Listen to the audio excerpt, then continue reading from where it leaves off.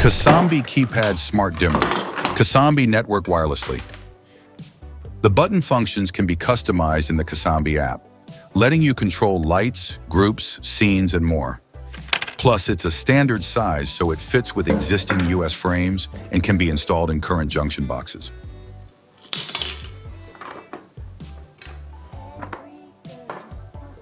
It has a typical mesh range of over 50 meters line of sight indoors. It can operate under 2-wire connection with no neutral lead or 3-wire connection with neutral lead. With and soft start function, active power and energy metering functionality. Now, how do you add Casambi?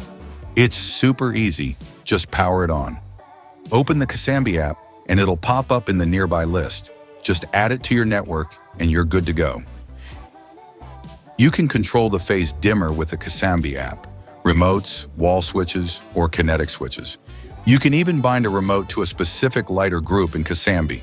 And that's all there is to it. Thanks for watching.